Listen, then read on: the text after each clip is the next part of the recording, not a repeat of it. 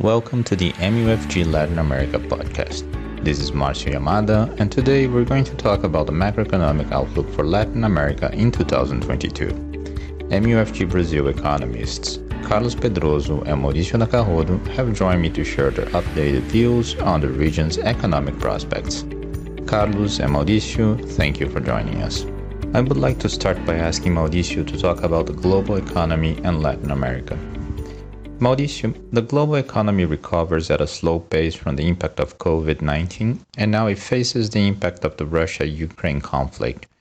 What are the major risks and opportunities for Latin American economies at this moment? Hi, Marcio. Thanks for your question. The major opportunities for some countries in Latin America come from the possibility to export more commodities, such as oil and wheat, thus replacing partially the supply coming from Russia. And also increased sales of chicken replacing the supply from Ukraine. One important risk is that Russia is one of the major global exporters of oil and fertilizers.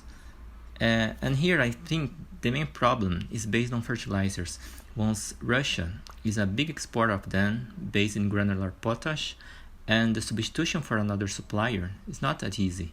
The reduced supply of fertilizers increased food prices abroad, thus reflecting an increase of inflation. Both countries are also exporters of some grains.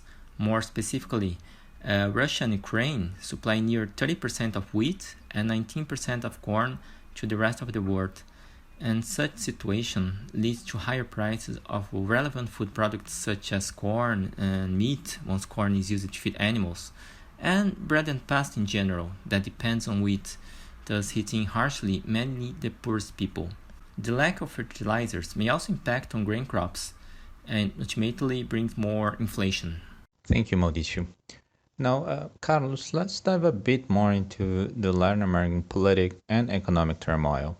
Inflation, high policy rates, and low growth perspectives are the background of a region that also faces political uncertainties with presidential elections and political crises in several countries.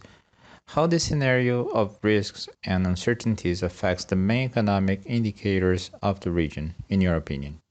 Márcio, the region is facing a complicated political environment, not only because of the electoral calendar, but also because of the impacts of the pandemic and the Russia-Ukraine conflict on the population quality of life. This year, Chileans elected a new president, while Colombia had Congress election. And the calendar points to presidential election in Brazil and Colombia. Additionally, Argentina struggles to emerge from its deep crisis after the new financial support got from the IMF.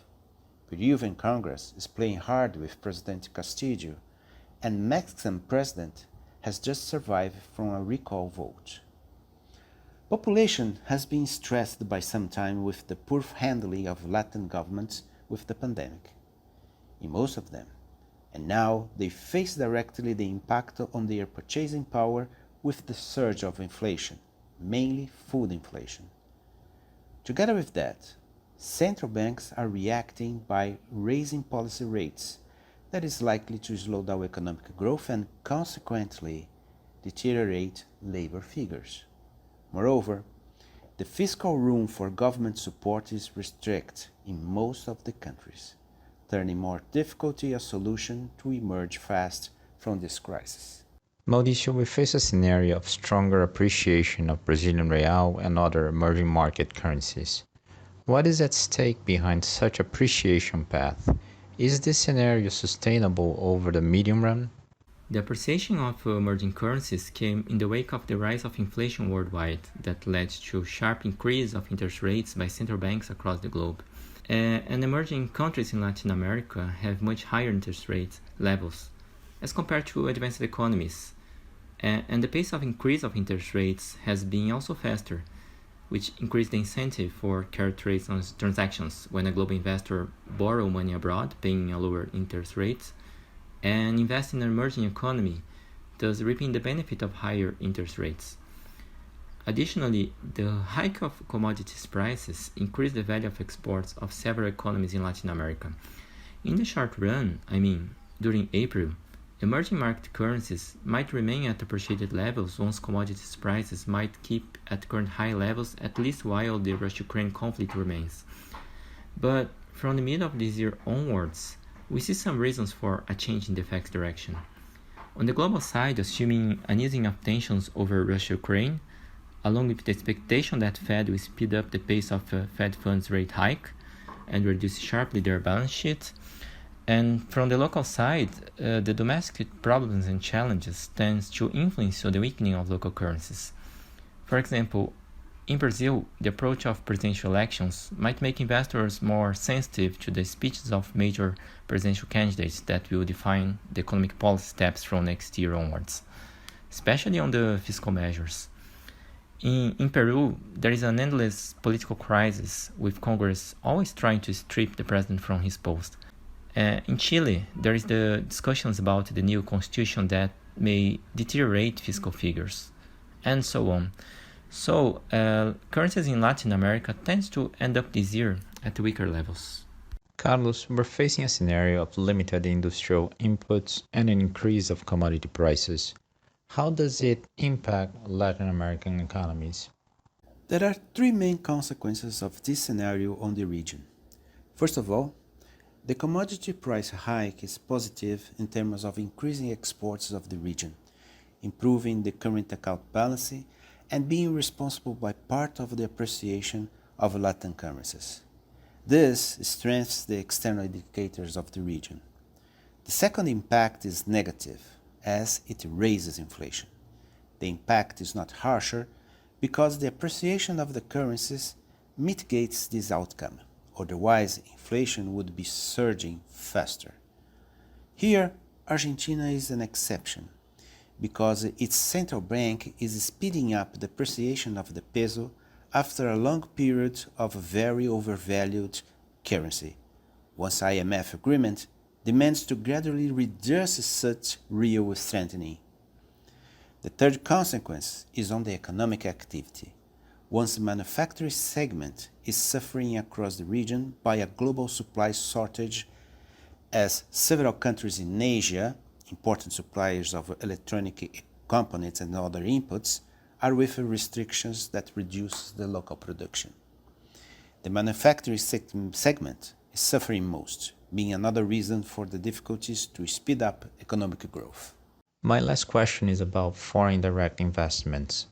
We're seeing an increase of inflow in countries like Brazil. How such movement may impact the fiscal accounts in the region? The foreign direct investment has an important role in the region. Most of the countries has small fiscal rooms to invest, and at the same time, they have to increase investments in strategic segments like infrastructure.